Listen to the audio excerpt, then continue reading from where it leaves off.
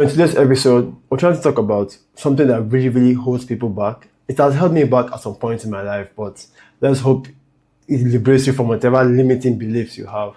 So, welcome to my episode 4 of the Diary of a CEO. And today we're talking about how you really don't get to choose the things that you believe. Now, think about it. There's something you're trying to do right now where you're being stuck because of your own belief.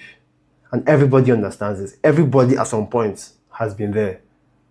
And one thing we should know is that these beliefs, right, are beliefs that we don't even know where they came from. Most of everything we believe comes from when we were very small, right? When our minds were very impressionable. The people around us, most likely our parents, they had beliefs. Now, when we were small, there was no way we could actually knock off these beliefs from our heads. But still, they put them in our heads. This is why a lot of people have this idea that perpetuates generations upon generations upon generations. There are people who believe in the virtue of poverty. Now, I'm not referring to like the monks. I'm referring to people who have that desire to create wealth, but they do not understand that they have a very deep-rooted identity or belief that is holding them back. And for example, it's how I put it, it's so crazy that there are literally people who believe in the 1970s that smoking was healthy for you.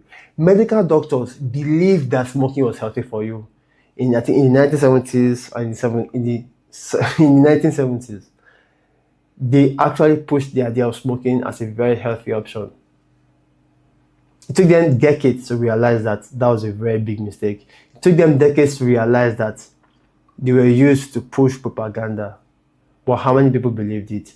There's a time when medical doctors, literally, they believed that if somebody had drowned and they blew smoke into his ass, the person could wake up. Do you know how insane it is? But now, you might judge them and say, okay, those guys were very stupid. But the honest truth is that there are things that we believe today that do not serve us.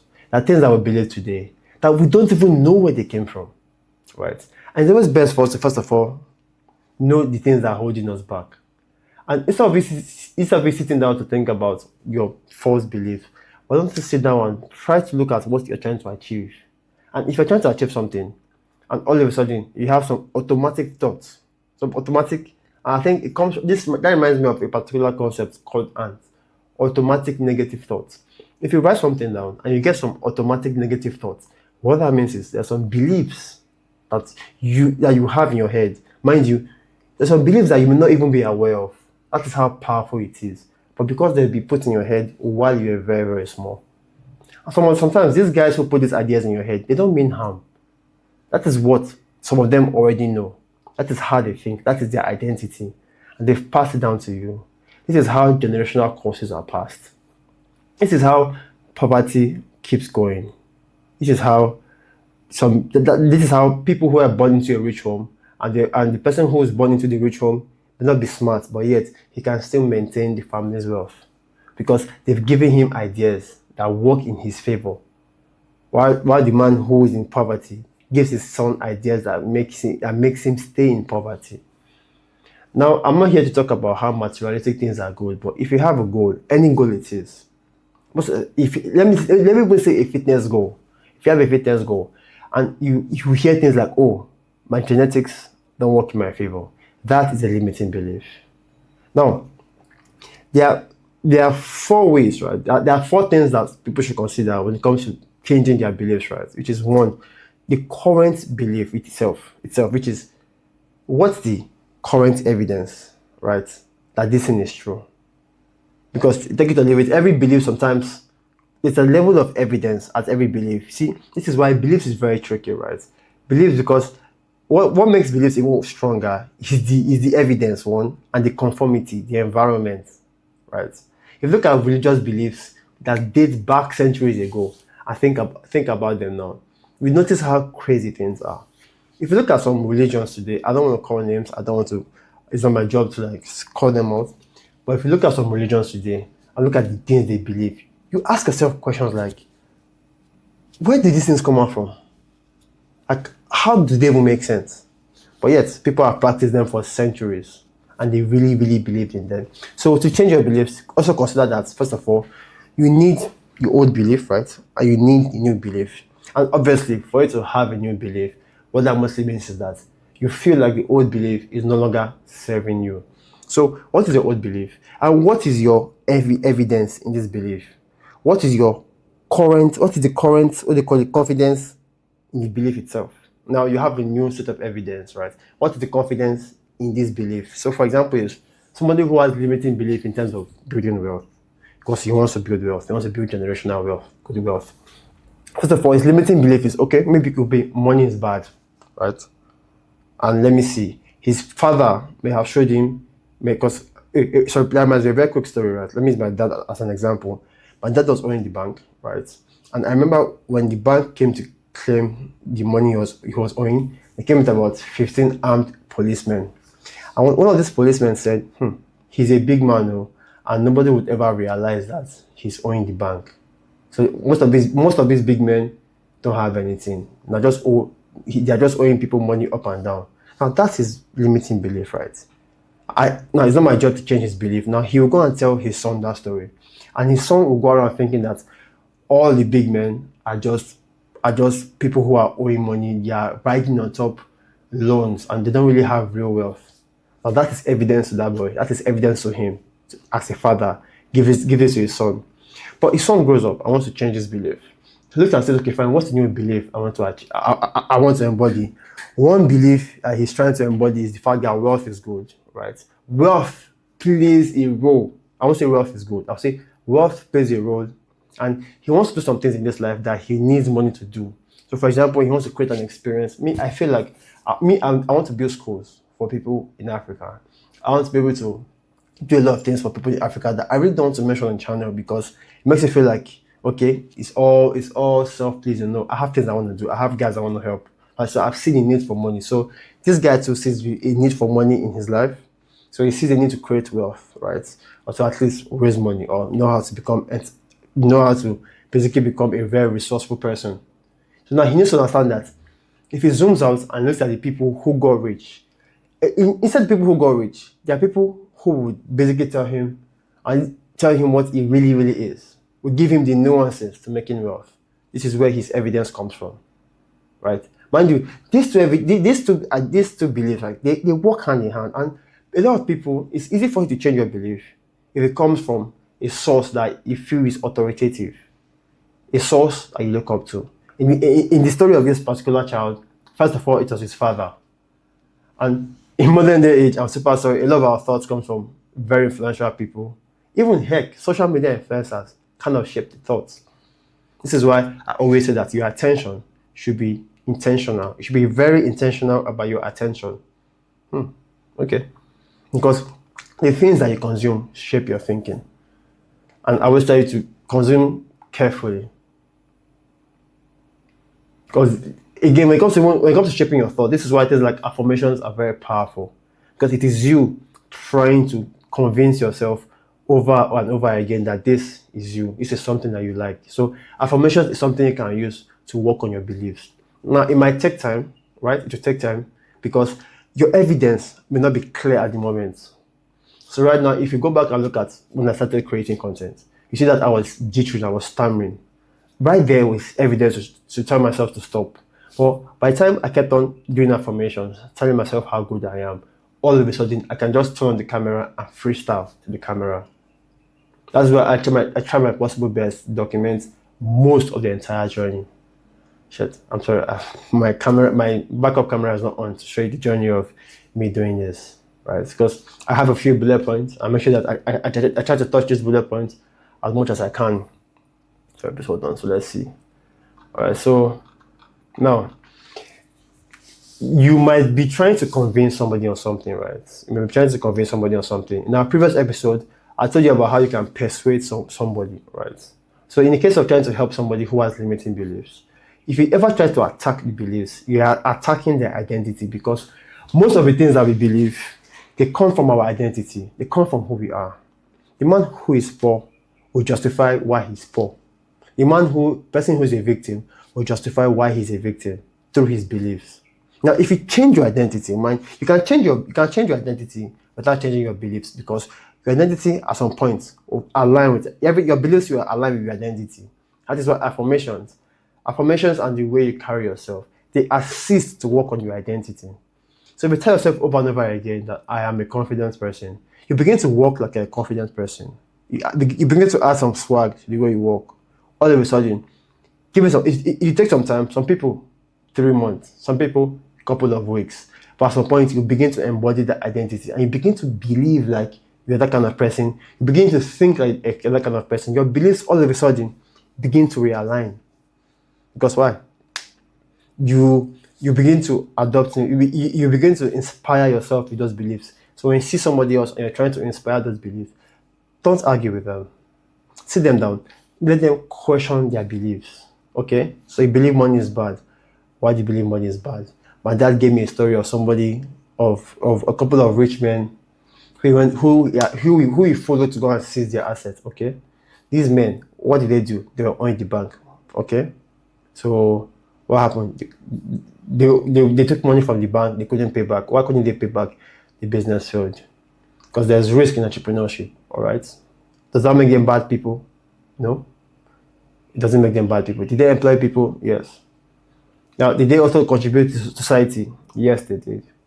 All right. So, what else? What does it know about them? Well, what about other rich people who are not owning the bank? Okay.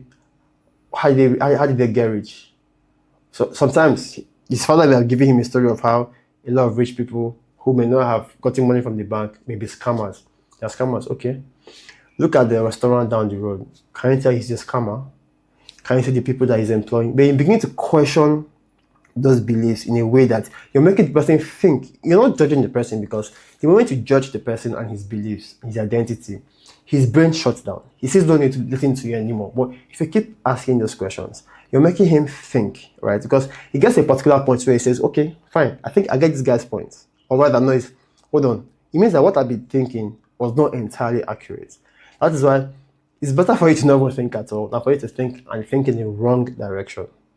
And well, over time, I feel like you might self-correct, because I see a lot of people who don't understand that when it comes to thinking, you need to think at different levels with different contexts and figure out what works. And most importantly, people have to think in terms of what is called first principles, right? This will completely help you in every area of thinking you want to apply. I think I made a video on that a while ago, so go ahead and check it out. Now, the other way is for you to review your own beliefs, which I've already gone through, which is you're questioning, you're breaking down where you got it from, right, and the new beliefs. So to shortcut this process, I always believe you can change your identity. It's a shortcut rather than sitting down to analyze your beliefs, because you can only analyze a very few beliefs in most cases. But when you begin to leave those things aside, because to be very frank, you cannot really dump a belief. It's impossible. You can only replace it with something, right? So somebody who is against, maybe for example, he says he has a limiting belief against fitness. Oh, I don't have the right genes. Okay, if you don't have the right genes, would you mind if you either take on the identity of somebody who is fit? Would you mind if you take the actions of somebody who is fit? If you don't have the right genes, would you try eating like somebody who is fit, working out like somebody who is fit? Just try it for a couple of months.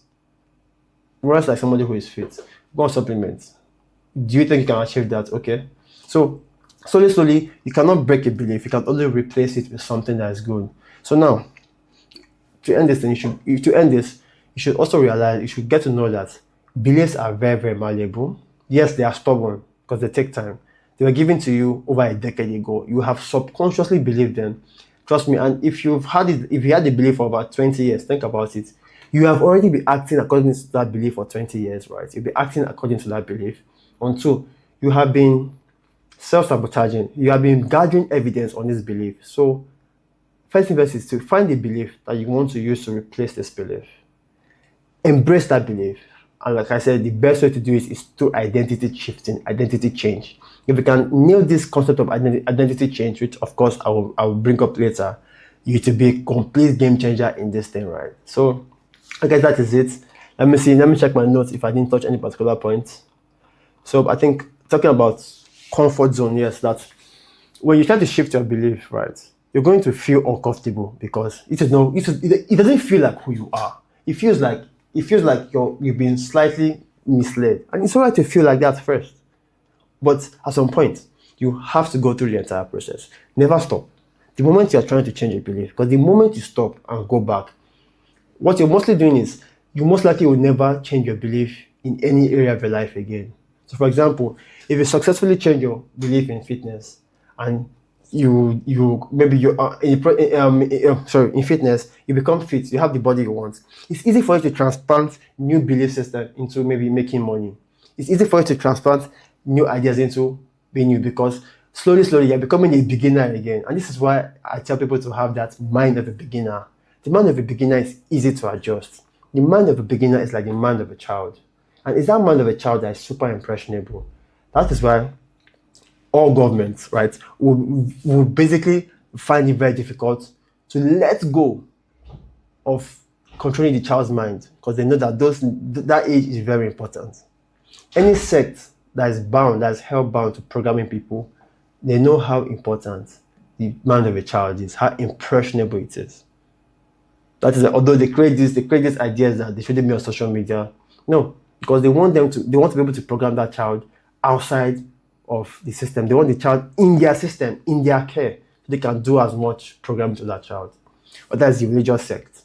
Because there's a part of it, there's a part of Christianity that says, show me a boy who is 7, and I'll show you the man. So the boy who is 7 has beliefs that he's going to carry on for 40, 50, 60 years.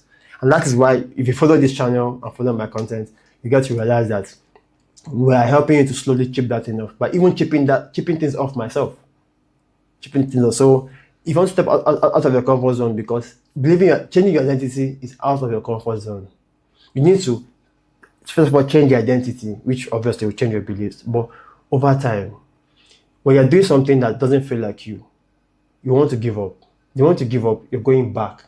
And that's how you begin to feel like, oh, okay, I told you can never be rich. That voice in your head, I told you, your father told you. And in the case where it's your father that made you have that belief in your head, and you're trying to build wealth while he's still alive, right? Because I pray that you change that idea in your head, right, for your dad. And you feel like, Dad, I want to give you a better life. He tells you, oh, you can't get rich. There's no point. You may have to be shady to get rich, right? For people like that will tell you, oh, I told you can't get rich. Or what about genetics? When you have 5 people who claim genetics in the same family can't get them fit, but you become fit. You become the fit person. It's ironical that you might become the black sheep. But at first, you might either inspire somebody in that house, right? Or if you fail, they will all laugh at you and tell you, what was the point of even starting in the first place? That is if you give up. But the key thing here is to really change your identity. And you figure that this thing works like crazy.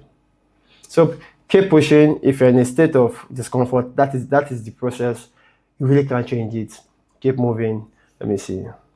So he says, lastly is, stop telling yourself you're not qualified, you're not good enough, you're not worthy, which is self-limiting belief, and it's imposing yourself. And like I said, almost everybody has this to some extent.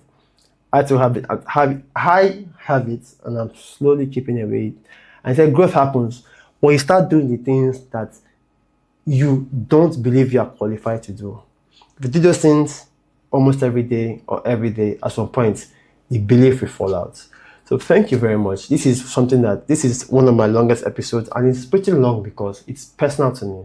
I'm somebody who has believed a lot of lies for decades, and I'm slowly keeping them off, and I'm sharing the journey as I do that, even in terms of my confidence and everything. So thank you very much for tuning in. Feel free to share this video with somebody, right, who you know. First of all, who you know will like this movement of men becoming better, who will like the movement of knowing that the world is going to shit, and the only way the world can be saved is if you bring men that are similar-minded, men that believe that it's the responsibility of them to take care of themselves and to not play the victim card, to believe in themselves and to make others believe in themselves also.